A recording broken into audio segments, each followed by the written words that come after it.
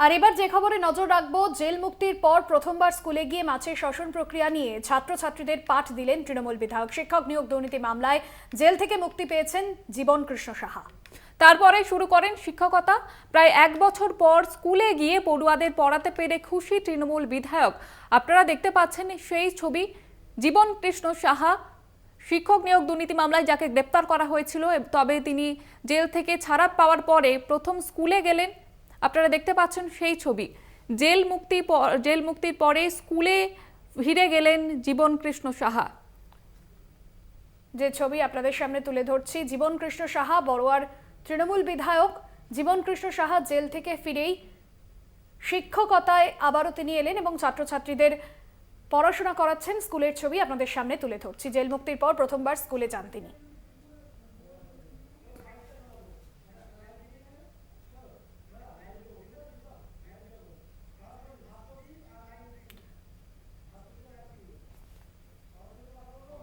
মনা বীরবংশী আমাদের প্রতিনিধি সঙ্গে কথা বলবো, তবে আপনাদের সামনে যে ছবি তুলে ধরছি, ছাত্রছাত্রীদের সঙ্গে কথা বলছেন, ক্লাস নিচ্ছেন তৃণমূল বিধায়ক জীবন কৃষ্ণ সাহা এবং তিনি আবারও শিক্ষকতায় ফিরেছেন। মনা বীরবংশী রয়েছেন আমাদের প্রতিনিধি সরাসরি আমাদের সঙ্গে।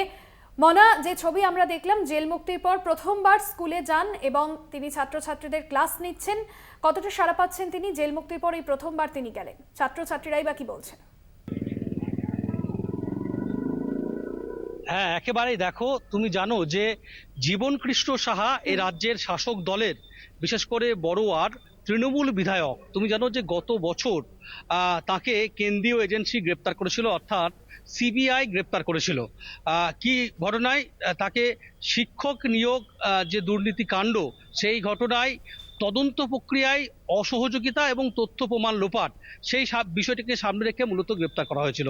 তারপরে দেখতে দেখতে প্রায় 12-13 মাস কেটে গেছে। দেশের সর্বোচ্চ আদালত সুপ্রিম কোর্টের নির্দেশে জীবন কৃষ্ণ সাহা তিনি কিন্তু জামিনে মুক্ত, এবং অবশ্যই তিনি তার যে কর্মজীবন, তার যে পেশাগত জায়গা, ভালোবাসার জায়গা শিক্ষকতা, অর্থাৎ টিচিং প্রফেশন, সেই শিক্ষকতা পেশায় তিনি কিন্তু ফিরেছেন।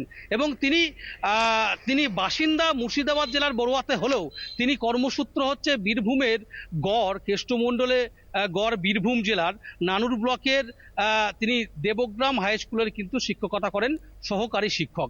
দেখো, এদিন আমরা দেখলাম যে জীবন কৃষ্ণ বাবু তিনি কিন্তু একটা সুন্দর খোশ মেজাজে তিনি কিন্তু রয়েছেন, এবং তিনি তার বিদ্যালয়, সেই বিদ্যালয়ে তিনি এলেন এবং দেখলাম কি তিনি এই জীবনবাবু তিনি তার জীবনের যে অভিজ্ঞতা, অন্যতম বড় অভিজ্ঞতা, এই 1 বছর ধরে তুমি বুঝতেই পারছো যে খুব খারাপ এবং করুণ এবং সবচেয়ে দুর্যোগপূর্ণ একটা অবস্থার মধ্য দিয়ে তার জীবন কিন্তু কাটিয়েছেন। তারপরে সেই জীবন ক্লাসে ফিরলেন এবং জীবন বিজ্ঞান নিয়ে তিনি ক্লাসে সেই স্কুলের বিদ্যালয়ের ছাত্রছাত্রীদের জীবন বিজ্ঞানের যে মাছের পরিচিতি, মাছের শোষণ প্রক্রিয়া, মাছের সামগ্রিক বিষয় নিয়ে তিনি কিন্তু পাঠ দিচ্ছেন। খুব স্বাভাবিকভাবেই দেখো, বিধায়ক, তৃণমূল বিধায়ক জীবন কৃষ্ণ সাহার সাথে আমরা কথা বলেছিলাম।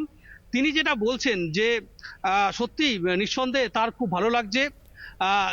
তার জীবনে যে ঘটনাটি ঘটেছে, অর্থাৎ তিনি যে গ্রেপ্তার হয়েছিলেন, এটি তিনি জীবনের একটি অন্যতম বড় অ্যাক্সিডেন্ট, দুর্ঘটনা হিসেবে তিনি নিতে চাইছেন, বলতে চাইছেন, এবং তিনি ভুলে যেতে চাইছেন সেই বিষয়টা। এবং তিনি বলছেন যে আমার পেশা শিক্ষকতা, এছাড়াও মানুষের পাশে থাকা, মানুষের সঙ্গে থেকে মানুষের হয়ে কাজ করা, এটাই হচ্ছে আমার মূল ধর্ম।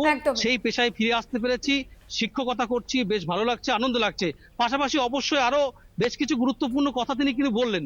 তিনি বিস্ফোরক অভিযোগ করলেন ষড়যন্ত্রের। তিনি বলছেন যে তাকে ষড়যন্ত্র করে, চক্রান্ত করে মূলত ফাঁসানো হয়েছে, এবং তিনি এটা নিশ্চিত করছেন, তিনি আত্মবিশ্বাসী, কনফিডেন্ট। তিনি বলছেন যে এই মামলা যেদিন নিষ্পত্তি হবে। এই জেল থেকে ফিরে জীবন কৃষ্ণ সাহা তিনি ছাত্রছাত্রীদের সঙ্গে কথা বলছেন এবং আগের মতোই স্বাভাবিকভাবে তিনি ক্লাস নিচ্ছেন, আগের জীবনে তিনি ফিরেছেন। ধন্যবাদ জানাবো। সরাসরি ছিলেন আমাদের প্রতিনিধি মনা বীরবংশী। কি বলছেন তৃণমূল বিধায়ক জীবন কৃষ্ণ সাহা, শোনাবো। আমি মনে করি এটা আমার জীবনে একটা বড় অ্যাক্সিডেন্ট, এবং এই বিষয়টা আমি ভুলে যেতে চাই। আমি কাজের মধ্যে, এই কাজের পরিবেশের মধ্যে আমি আবার ফিরতে চলেছি। তাই আমার পুরনো স্কুল দেবগ্রাম হাই স্কুল, এটা আমার প্রথম পেশা শিক্ষকতা। সত্যি আমার খুব ভালো লাগছে।